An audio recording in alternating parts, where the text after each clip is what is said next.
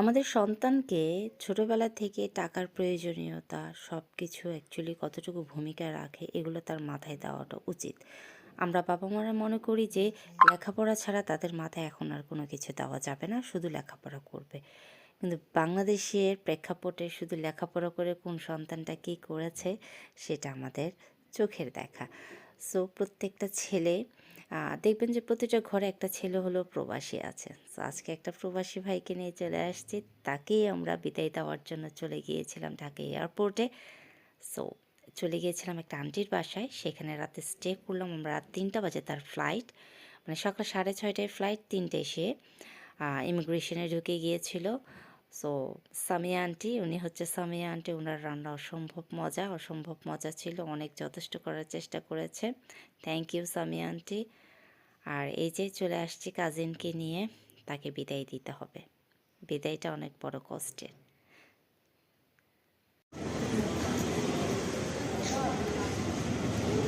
কোথায় যাবা?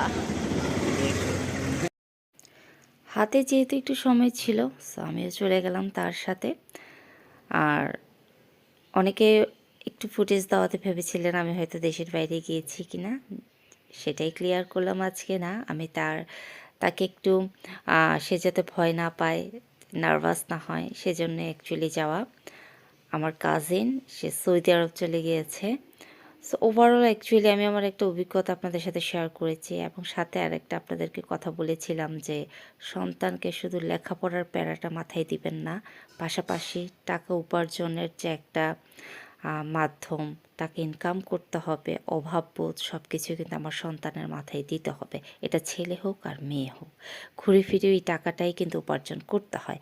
যাই হোক, টাকাটা কী পরিমাণ ভূমিকা আমাদের জীবনে রাখে সেটা আমরা বেশ ভালোই জানি, আপনিও জানেন, আমিও জানি। তো সেটাই আর কি, অনেক হয়তো বা অনেক অনেক জ্ঞানের কথা বলে ফেললাম, সরি।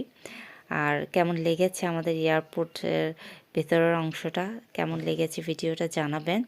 আমার ফার্স্ট লাইফে কিন্তু অ্যাকচুয়ালি যাওয়া, সো আপনাদের সাথে শেয়ার করলাম। রেস্টুরেন্টটা ছিল, ভালোই লেগেছে আমার কাছে রেস্টুরেন্টটা। আদারওয়াইজ ভিতরে যতক্ষণ বাইরে থাকা যায় ভালো লাগে, পরিবারের সাথে ভিতরে ঢুকে গেলে একটা বোরিং। হ্যাঁ, এটা হচ্ছে আমার একটা আঙ্কেল, উনি এয়ারফোর্সের একজন সদস্য। সো যাই হোক, ভালো থাকেন সবাই। আবারও একটা নতুন ভিডিও নিয়ে আসব। আশা করছি আই হোপ আপনারা আমার ভিডিও এনজয় করবেন। আল্লাহ হাফিজ।